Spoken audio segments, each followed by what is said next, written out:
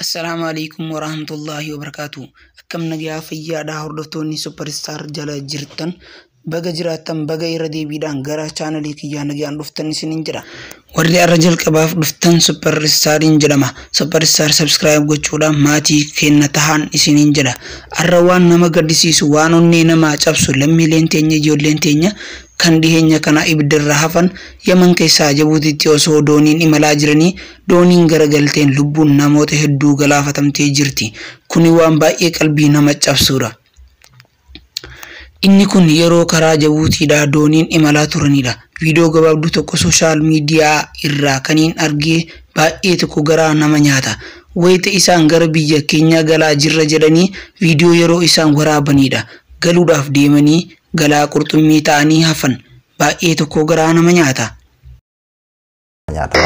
Assalamualaikum warahmatullahi wabarakatuh. Akkam ilmaa Oromoo jaba jirtu haala jireenyaa biyya ormaa dadhabnee keessattuu kan biyya Yaman gara biyya keenyaa galu jirra. Du'aayin guraatiin jedha warri fuula Facebook irratti wanti keessanii sheer waliif godhaa du'aayin godhaa amma gara biyya keenyaa galuudhaaf doonii jirasiin jedha. Assalamualaikum warahmatullahi wabarakatuh. Lammiileen keenya jechuudha ijoolleen keenya kan dhiheenya kana osoo gaddi kaan nurraa hin bahin osoo lammiileen keenya kan bakka takkatti ibiddaan gubaman hatta hamma ammaatti reeffi isaanii hin mul'atin irra guddaan Yaman keessatti achi booda jechuudha. Reeffi isaanii nu garsiisaa reeffa keenya nuuf kennaadhaaf hatta lubbuun namaa itti dabartee jira jechuudha. San qofaa miti achirraa haramaniiti adam magaalaa arra keessaa gara Jabuutiitti imalan kana irratti namoota hedduu walitti qabanii jumlaadhaan fe'anii jechuudha magaalaa sanaa keessaa.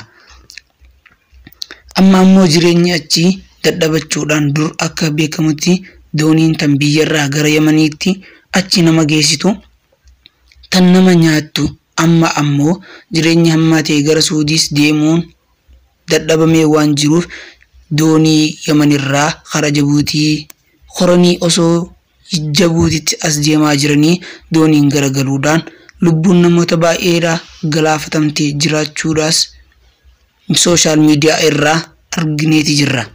Jireenyi hamaa kanarraa gara biyya keenya galuu wayyaadha jaanii osoo gara biyyattii dooniidhaan imalaa jiranii dooniin garagaluudhaan lubbuun namoota hedduu galaafatamtee jirti jedhamee jira. OMN akka gabaasittii fi sooshaal miidiyaa hunda irratti faca'ee akka jirutti waa'een lammiilee Yamanii kun baay'ee nama gaddisiisa.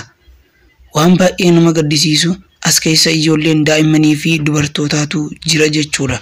Hagi namni galaafatame haga nama 40 achi olis jechaa jiru. Dooniin garagalee lamaas jechaa jiru. Inumaa kan nama ajaa'ibu akkuma isinis agartanii jirtanitti sooshaal miidiyaa irratti faca'ee jirutti maatii nama tokko irraa nama 7 kan bakka takkatti galaafatame faatu jira. Kun waan baay'ee tokko nama gaddisiisudha. Ijoollee daa'immanii waggaa 1 waggaa 2 dabalatee achi keessa jiran jechuudhaan abbaa waliin kan adeemaa turanii obboleewwanis akkasumas faamilii guutuun bakka takkatti kan wareegamaniitu jira jechuudhaan gabaafamee jira. Kun waan baay'ee nama gaddisiisu. Osoo gadda ijoollee ibiddaan gubatteef haga ammaatitti furmaanni hin argamnetti kun dabalamuun ajaa'ibuma. Waa'een keenya kun guyyarraan haga guyyaatti sa'aarraan haga sa'aatti gadda gubbaan dabalamaa deemaa dhufaa jira. Kana rabbumti gahee jee nurra yoo guute malee wantoota akkanaa hedduutu nu mudataa jira jechuudha. Baay'ee tokko nama gaddisiisa. Asumaan warri sooshaal miidiyaa irratti beekamtii qabdanii fi warri dhageetii qabdan hundumti keessan dhaamsa kana nama hunda biraan akka geessan isin gaafadha. Ijoolleen teenya kan baay'ee keessa jiraachaa jirtu kan informationa waa'ee kanaa takkallee irraa quba hin qabne baay'eetu jira. Ammallee jireenya kiyyaan fooyyessa jechuudhaan biyyarraa kan ka'anii karaa Suudiidhaa yookaan karaa Yamanii deemaa jiran informationa dhabuurraa kan ka'e haga ammaatti deeminsi isaanii itti fufee jiru baay'eetu jira. Tanumaafuu isin warri dhageettii qabdanii fi warri sooshaal miidiyaa irratti warri namni hedduun baay'inaan isin hordofu dhaamsa kana akka geessitan abdiin isinirraa qaba. Sheer gootanii akka biraan geessan. Jireenyi Yamanii keessatti hammaatee jira. Yamaniin lola jirti. Saudii keessattis akkasumatti jireenyi hammaatee waan jiruuf ijoolleen teenya kan baadiyyaarraa deemtanii jireenya fooyyeffannaa yookaan ammoo waa'ee dhimma siyaasaatiin wal qabate kan biyya bahaa jirtan hundumti keessan karaa Yamanii fi karaa Saudi Arabiyaa deemurraa akka of qusattan ammallee irra deebiidhaan akka of qusattan isin hubachiifna. Waan biyyituun hammaattee jirtuuf Yamaniinis lola keessa jirti. Saudi Arabiyaanis akkuma ammaan duraa hundumti isaaniitu biitii isaanii hammaattee waan jirtuuf biyyumatti isan keessa teessanii akka jijjiiramtan akka dalagattan isin hubachiifna. Information kana share gochuun waliin gahaa lammiif sagalee haa taanu.